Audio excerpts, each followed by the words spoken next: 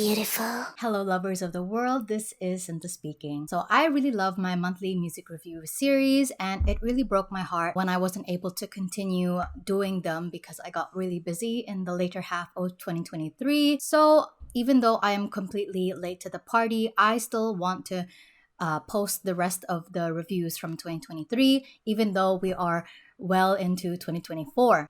They are really not for anybody else at this point, and more so just so I feel satisfied with the output of work that I have for that year. As you can see, we're back in the same tier list, but with new additions to rank. I like to keep all of the projects that I've listened to in the same place so that it's a lot easier for me to compare how I feel about something that I've listened to from months ago to something that I've listened to just recently.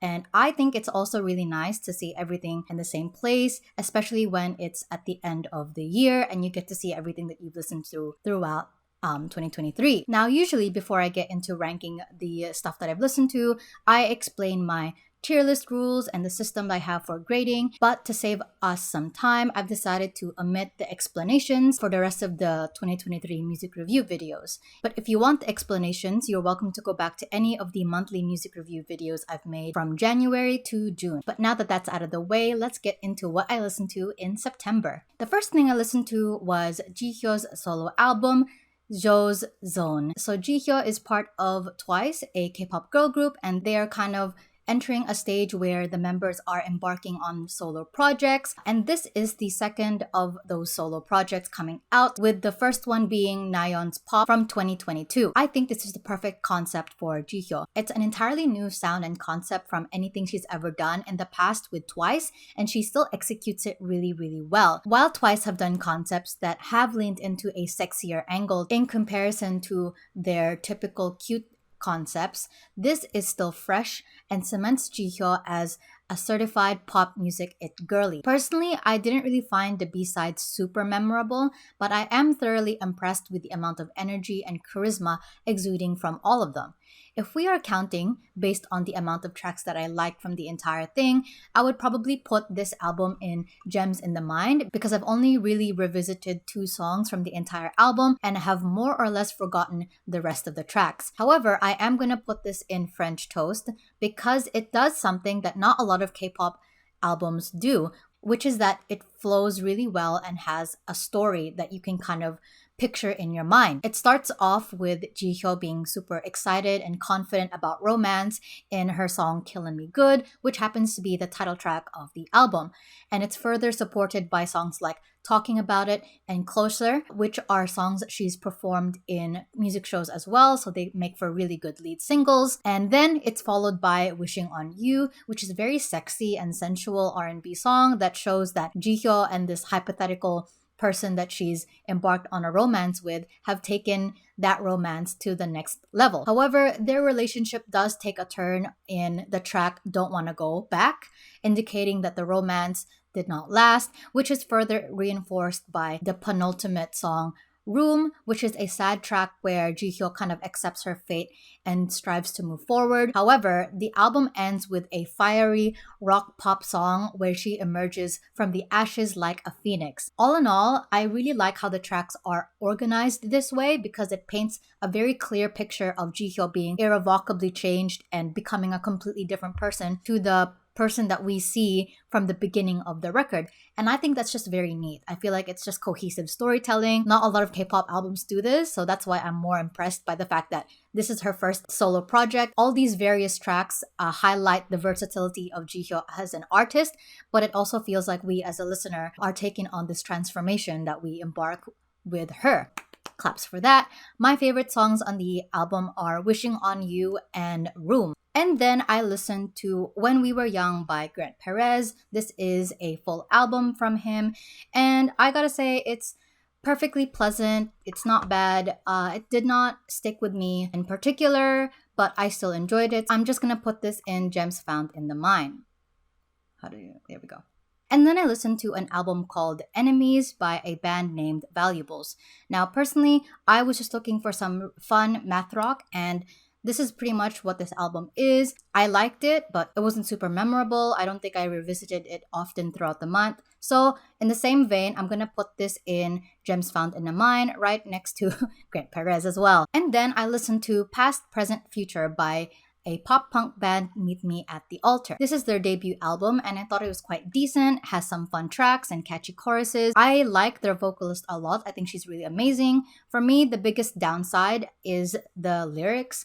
I found them kind of amateurish and a bit of a downgrade based on my expectations. Back in 2020, they released this single called Garden, and I really, really loved it. It was one of my favorite songs that came out of that year. So when I came into this album, that was kind of like the level of quality I was expecting from the rest of the debut album. So that's why I was a bit disappointed to feel like, I don't know, I feel like their skills kind of regressed in this album. That's just how I felt. However, it is their debut album, and I expect that they'll only just get better from here on out, especially since they've signed into a bigger company fueled by ramen. So hopefully as time progresses, they'll make the most of their resources. I still like the album. I'm gonna put this in Gems Found in the Mind as well. And then I listened to Bewitched by Laufey. This is her second album. I thought it was very romantic and lovely. It kind of sounds like the soundtrack to the whimsical fancies of girlhood, but unfortunately I am a bitter old hag at the age of 25. I just couldn't relate to any of the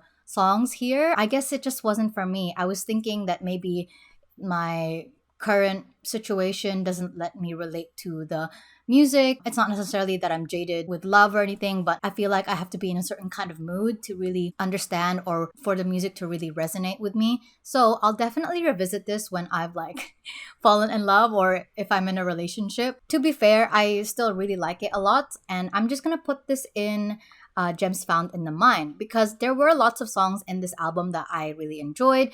My favorite song is Dreamer. It's the song that I liked the best. The second song that I liked was Second Best. I think though it hit me too hard when I first listened to it that I don't really listen to it a lot. Brings back the feels that I felt when I first listened to it. The other song that I really liked is California and Me. It's just so musical theater coded, and I'm a musical theater girly, so real recognizes real. I know that Laufey is also a musical theater girly, at least in spirit. And then I listened to Guts by Olivia Rodrigo. Now, I have to be clear about this. I am not really an Olivia Rodrigo girly. I listened to her first album, Sour, and it wasn't for me. Totally understood that. It's kind of like the same problem I had with the Laufey album. I have to be kind of in the same mindset, the same wavelength as the artist to kind of get the songs, and I was just not getting there. The first listen of this album gave me a good impression. It has some songs that I liked, but not enough to put those songs in my heavy rotation. I'm not arguing that her songwriting isn't memorable and striking. I think it definitely is. She finds these moments of love, of youth, of heartbreak, of hate, of modern post-feminism girlhood like a precious stone embedded on rock, and she chips away at the surroundings until she takes it out and she presents it to the audience. That's how I see her songwriting. Following closely to the title of the album, Olivia is basically spilling her guts out. So it's messy, it's ugly, it's raw, but it ultimately reminds us that much like the name, everybody has guts and everybody has messy, raw, ugly feelings inside of us as well. And so I can definitely see why this album would be so cathartic for many, many people. And that's high praise. However, no matter how like great the songwriting is, if it doesn't resonate, then it doesn't resonate. There's only so much that excellent songwriting can take you as a listener. Now, to be fair, I was already kind of starting off on the wrong foot with this album because when Vampire came out, I really didn't like it. And I found Bad Idea Right really irritating, and I'm so glad that it didn't get a lot of radio play in my country because I really didn't like it. However, much like the Laufey album, I'll revisit this if I ever get through a breakup. My favorite songs are Pretty Isn't Pretty. It reminds me of 1989 by Smashing Pumpkins, and so this eyebrow-raising choice kind of made me respect her a little bit more because I feel like it's like a nod to this era that has obviously inspired her. And I'm not those people who are like, oh my god, Olivia Rodrigo doesn't only ever like takes from other people. Like that's how music works, you know, sampling, interpolating. I just like somebody who can give a nod to her predecessors and show that she understands she's part of a genre that's been around for much longer. So yeah, I think it's cool. However, I would say my favorite song is Get Him Back. It's a deliciously petty song that satisfies the itch that every scorned woman feels when they want to be toxic, and it perfectly captures the anger and the back and forth of your own thoughts. It took me a little too long to realize that Get Him Back, the title, refers to getting back together with a guy, but also kind of like a declaration of righteous retribution. Hell hath no fury like a girly pop scorned. So I'm gonna put this in Gems Found in the Mind. And then I listened to The Land is Inhospitable and So Are We by Mitski. The last two albums that I just reviewed, Bewitched and Guts, Mitski, Olivia, Rodrigo, and Laufey are kind of existing in the same space constructed by the TikTok girly pops about contemporary girlhood. So I feel like it would be very easy to make a joke about how all three of them are about being a woman and stuff. But really, The Land is Inhospitable and So Are We is very not about womanhood really. It's a project that focuses on existential crisis, both on the macro and micro scale, and the fact that both we and the land can't seem to live with ourselves.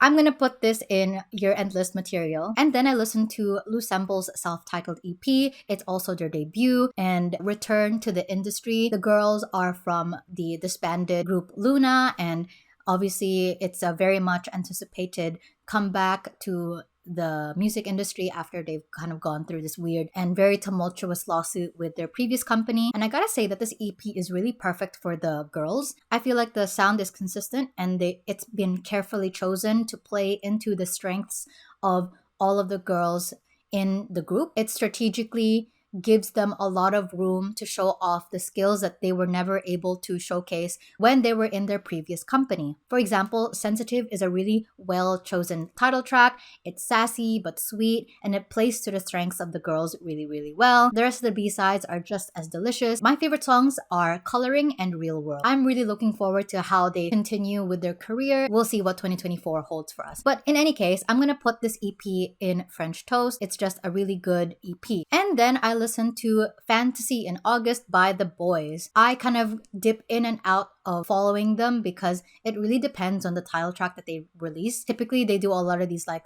hyper-masculine and darker concepts, and usually I'm just like, oh yeah, okay. But when this comeback was being teased, I thought, oh, I love cutesy boy group concepts, especially if they're released in the summer. Just like very fun and very upbeat dance tracks. But when I finally listened to the song, I was quite surprised to not really enjoy it all that much. I would have expected to be really into this kind of sound. However, the rest of the EP was actually quite okay. The B-sides weren't super memorable, but I think when you listen to the EP as an entire project, they all kind of work a lot better when they are listened to side by side. It is a fun EP to listen to, but I don't think it's memorable in the context of the Boyz' much larger discography. My favorite song is Fire Eyes. I think it's a really fun song. In that case, I'm going to put this in Gems Found in the Mind. And then I listened to Hard by Shinee. I was looking forward to what they were going to come up with. Their pre-release single, The Feeling, I thought was really, really incredible. It's something very new for Shinee, but very finger on the pulse on the current state of K-pop, because drum and bass is kind of like a sound that's been really, really bleeding into the genre as of late. But the song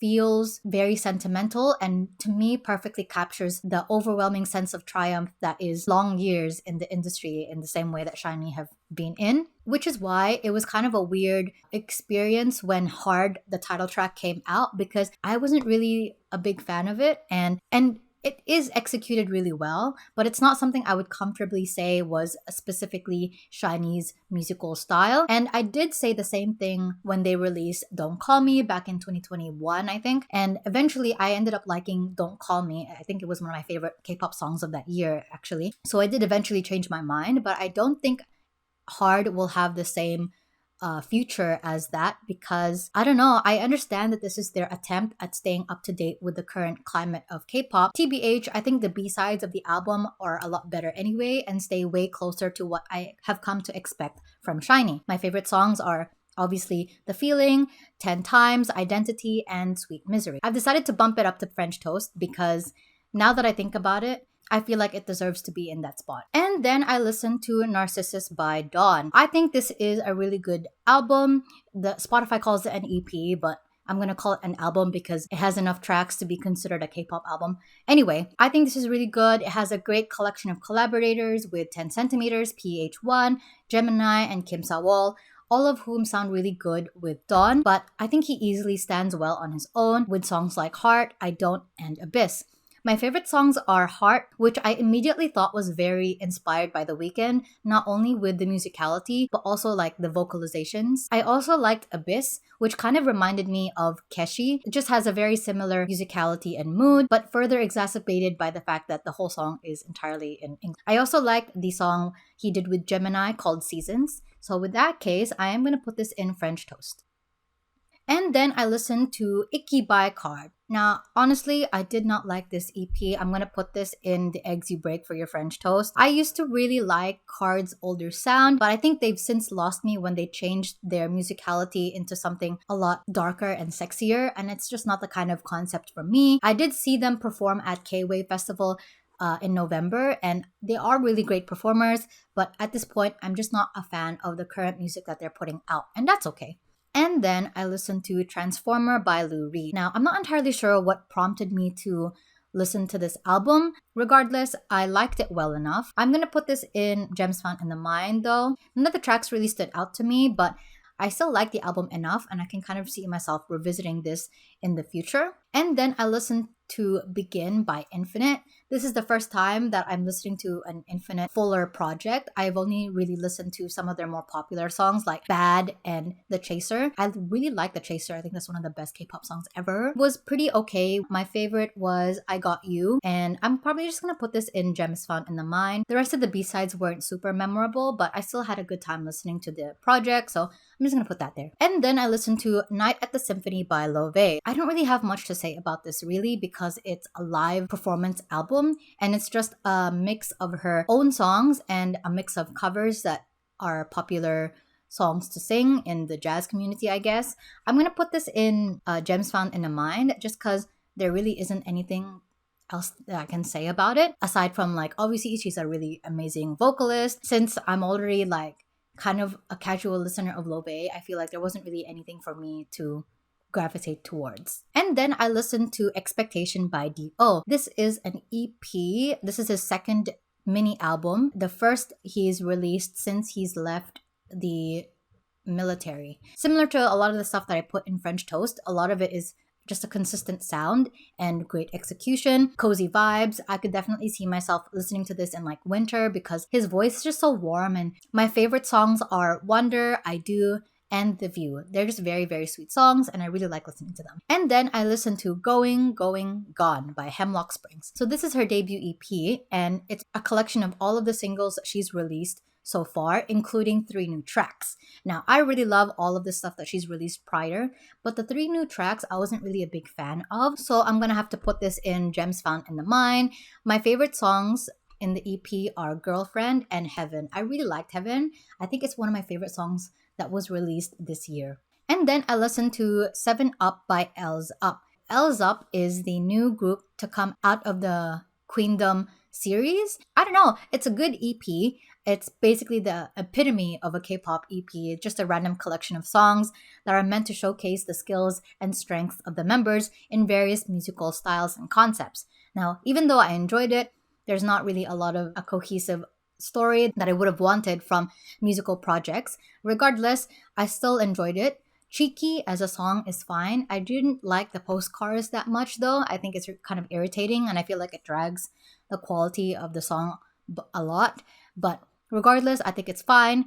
And my favorite songs of the EP are Die For You and Cloud9. I think they're fun songs and they showcase, again, the strengths of their members really, really well. Because of that, I'm going to put this in Gems Found in the Mind. And then finally, we've got Magic Hour by Kepler. The title track for this EP was Galileo, and I wasn't really a big fan of that. I've honestly yet to find a Kepler title track that I really, really liked, but at least I am consistent with the B-sides, which is that I typically like their B-sides a lot more. And it's the same for this instance because I really liked Tape and Tropical Light. Those are my favorite songs. And so because of that, I'm just going to put this in Gems Found in the Mind because why not? And that's pretty much it. Let's have a look at our list one last time. And then just for fun, here are the stats of the month. 15 out of the 20 projects I listened to were from 2023, and the rest are from other different years. Here is a pie chart of my listening experience of the year so far. I've listened to 119 musical projects.